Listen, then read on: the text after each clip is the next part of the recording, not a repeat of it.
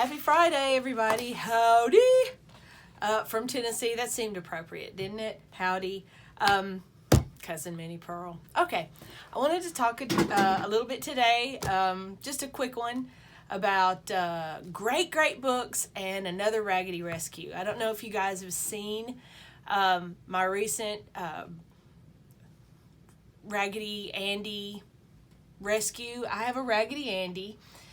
I've had him almost as long as Anne that you see on my profile, on my website. I kind of identify with her. She's a mascot, but she also has a brother or a friend. I don't know what Andy is really, but I got her probably in late 60s. I don't know. Maybe she's been mine since a baby, but I was a baby. She was not a baby.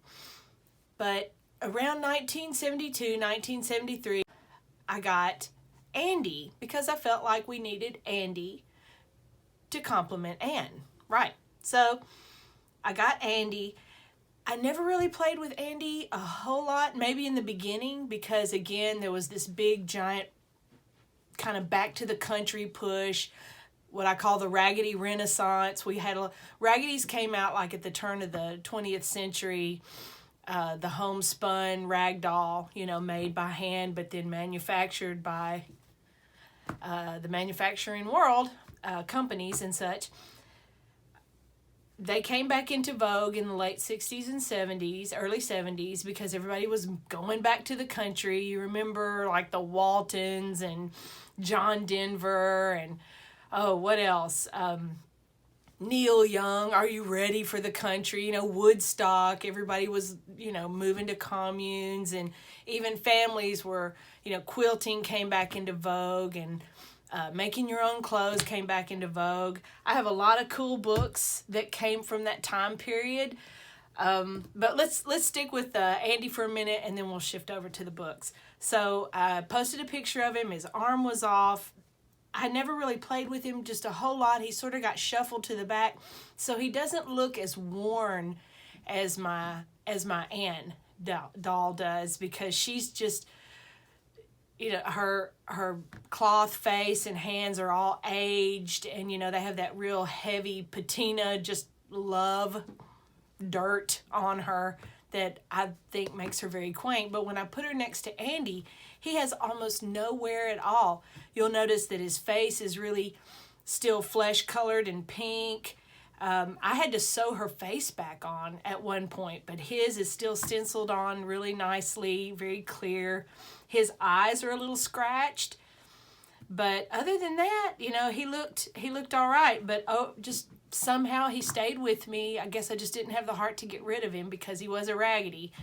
But in the moves and things, his arm came off. You saw that in the picture of him on my cutting board. And he wasn't very pleasing. But one of the big things about him was the stitching in his joints. His legs, his arms was just gone.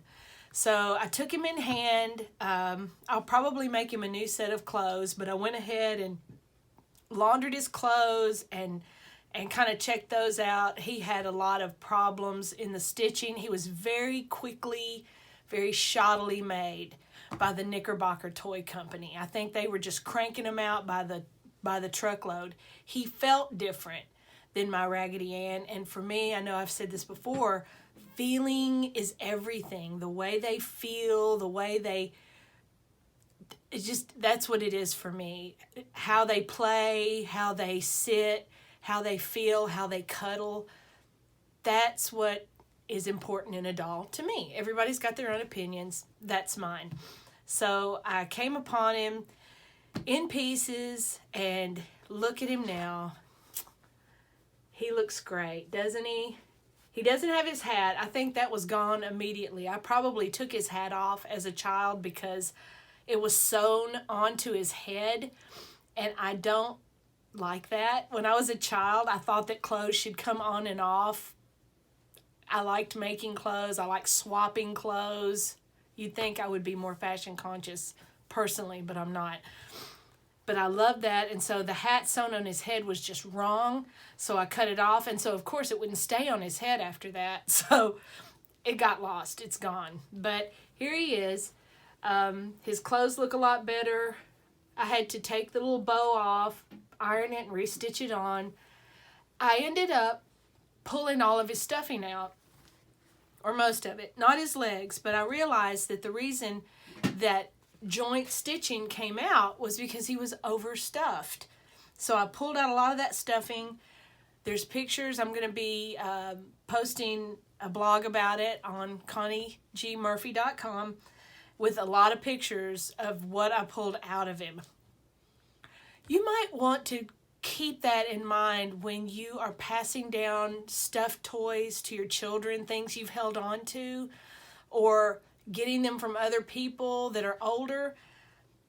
What I saw in his stuffing could have been mold, little flecks of mold, which is not an unreasonable thing to happen over 45 years. It was hard, it was typical of the time. It was all cotton, and cotton with time, stuffing gets really, really hard. It may have been a little bit of sawdust flecks in there. There's really no telling what was in there. So I went ahead, I pulled it out of his arms. I was like, ugh! I was a little aghast. Since I already had his side opened up, I went ahead and just unstuffed him. And I found out all his little secrets. But it was good because I put in polyfill stuffing. I had to be very careful of his eyes. One of his eyes came out. Careful, okay? And his stitches are not what they used to be. And the cloth, again, is 45 years old. So I had to be very, very careful. I don't see them here, but I have some medical clamps, the long, sorry, I don't have it with me. I'll show it to you next time. Those are great for working dolls. But I had to snake my hands up between the stuffing and his cloth outside to sort of separate it before pulling it out. And I had to be very, very careful pulling it out because I didn't want to damage him.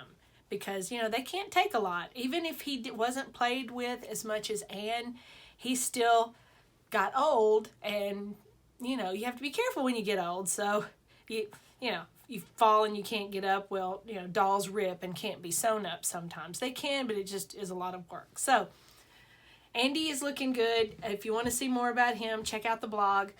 Back to our early 70s thing. Oh, guys, I found a book. At the used bookstore, Mother Plesh's Painless Sewing with Pretty Patty's Perfect Pattern Primer. Guys, this looks cheesy. It came out in the 70s when everybody was making their own clothes. That whole I can do it myself moment in America, in the United States. Okay, these two women more or less self-published this book. And one of them did a lot of the sewing hints. I think there was a third woman who did all the illustrations. Guys, it's really kind of cheesy, but I have never found a more practical sewing book. Just right to the point, just answers a lot of dumb questions about what does this mean, what does that mean, fabrics, quick hacks, the basics. This book is amazing. Lot of bang for your buck. I think I got it for $1.50. I looked these people up online and found that this book has been republished many, many, many times because, like me, women have come across it somewhere, stumbled across it, thumbed through it, and found it to be the most amazing book in the world. And I love books like this, things that you can get ideas from and then jump off and do your own thing. Things that give you the basics or give you a wide view of techniques and materials and styles, and then you can make your own compositions and creations using the ideas and the techniques that you learn in these books. Here's another one from the early 70s. The $50 and Up Underground House Book. Y'all, it's about how to build an underground house. It is bizarre and wonderful. Why did I pick this book up? Well, because I was at the public library clearinghouse and your public library, I guarantee you, will do it 2 or 3 times, maybe more a year. They go through their books and they just purge. Books that are old, books that have they never get checked out, so they're getting rid of them. You get like a paper bag and as much as you can get in there for a set price, like $5. You got to do it. You got to do it, because then you'll snag all kinds of crazy books that you don't feel badly about getting rid of if they didn't, meet your expectations. Here's another one I got. Decorating with Fabric. Yeah, doesn't look very impressive. Copyright 1974. All right? But guys, this book is about covering everything and anything with fabric. Floors, furniture, rooms, everything. If your husband is sitting still, if your children are watching television, they could end up being covered with fabric. I can't believe some of this. Look at this. This is a floor that someone cut strips of fabric and made a design on the floor with fabric. Whole rooms, from ceiling down, everything covered in fabric. These people are out of their minds. But you get really good ideas from it. Yeah, it looks kind of 70s. Here's a book I totally stole from a friend of mine. Really, I was cleaning her house. I came across it. I found it. I was like, oh my gosh, it's Martha Stewart. Now, however you feel about Martha Stewart, it's okay. I don't know if she would be my favorite person to know in person, but she is a smart cookie, and she's a tough cookie too, and I very much respect that about her. She has built an amazing empire. She has been the highest of the high, the lowest of the low, and come back smelling like a rose. Don't ask me how that happened. I don't know if I could pull it off. Good things for organizing. And you can see this is an old one. See how young she looks on there? This book is amazing. And anything you can find with her on it, yeah, okay, a lot of the stuff she does is outrageous. It's way out of my pay grade, very much so. But you can get so many terrific ideas, and you can be so inspired to think of things to do for your home. So if I ever come across a book at Goodwill or a purge of some kind that's got Martha Stewart on it, I snag it. Another thing I will always buy is Gooseberry Patch. These women, I don't know anything about them personally, but they have this, these are the sweetest books you will ever find. Of course, they center around Christmas usually, and I love Christmas. Kathy! And, okay, they're laid out darling. They're centered around family, including your children, using things you've got around the house. The designs are usually very simple, but precious. Oh, I love these. These are fantastic. Look at this. And this was before, card making was all the rage. These women, I love these books. You will never go wrong getting these books. They have great gift ideas, great family tradition ideas, fantastic recipes, like crazy recipe, awesome ideas. Fun things to do with your family, decorating, And they're all simple. Really, but they've got a little something extra which makes things very special. They include sweet stories. They gather recipes and stories from women and anybody who writes in and sends them things that they want to put in their book. And I love it. And everything I've ever made of theirs so far, I'm not going to say everything is great, but if they put their name on it, it's usually really, really good. I will have people say, oh my gosh, those are the best tea cakes I've ever had. Or where did you find this? It's like Gooseberry Patch. They're simple, and it's sweet. It's very, very sweet. And one more kind of book that I really love, something that is like a concordance that has lots of big pictures. Look how thick this is. Look at all the tabs I've got in it. Here's a bookmark up here. Look, it's coming apart from the binding because I've used it so much. This was actually, I think, came from the UK, I think, or is sort of the language and the spelling, you know, lots of, you know, favor, F-A-V-O-U-R, you know, stuff like that. And it has everything in it. And I don't know if I can hold it up here. The pictures are beautiful. The directions are a little tricky to follow. You kind of need to know some things, and you sort of have to figure some things out. But I'm telling you, this book, I love it. And it's got everything. It's got needlepoint, sewing, crochet, knitting, everything. And the projects, many of the projects are very quick and easy to do, you know, relatively speaking. A lot of them are useful. I love to make things that are useful. Useful things are the best. Things that I can take something and turn it into something else that is now useful in my life, organizational, beautiful, but not excessive, you know, not superfluous.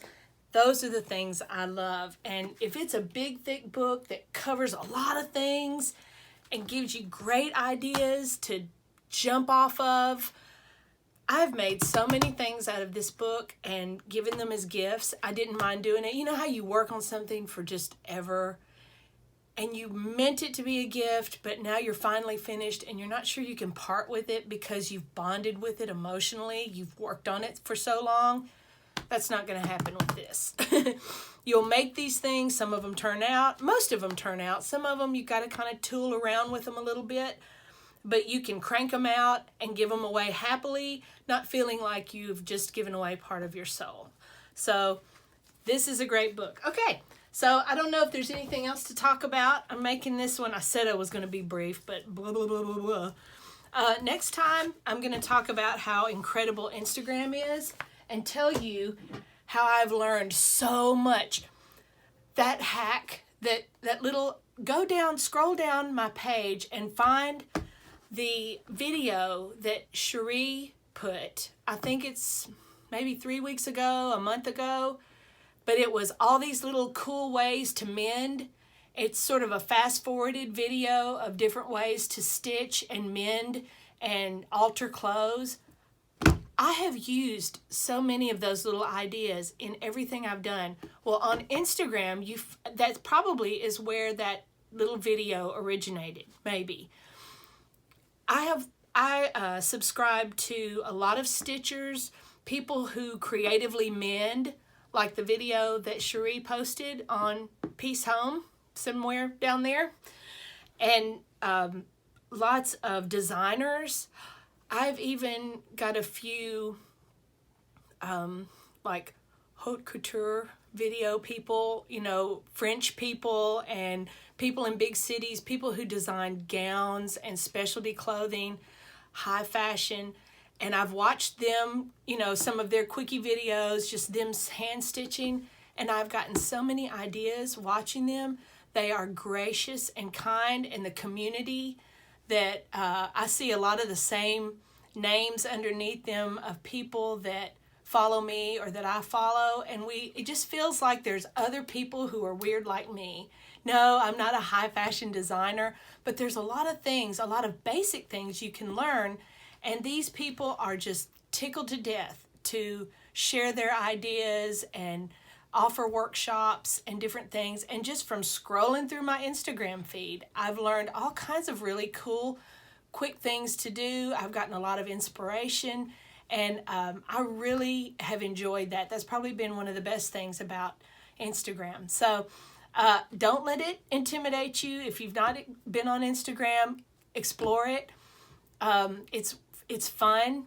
My address is at Connie Soso, with the appropriate periods. It's listed somewhere on my info, and look at my profile and you'll see that I've got all my little pictures of things. Most of the things that I post there are automatically posted here on the Facebook page. And it's great. You find out that there are so many other people who are weird like you. And mine is precious. There's nothing mean on there. Mine is puppies and adorable furry critters and sewing and Bible quotes. That's my Instagram feed pretty much, and my family. Oh my gosh, it's so cute, and it's really very, very fun, and it's something you can enjoy in a down moment. So that's my little plug for Instagram. So again, thanks for watching. I will talk to you next week. Be sure and post your cool ideas, post your projects that you're working on, post an adorable animal video. I'll try to do that for you guys so that you can see some of them. They are so cute. Oh my goodness. I love to see precious things. We're bombarded by so many ugly things. Let's promote preciousness.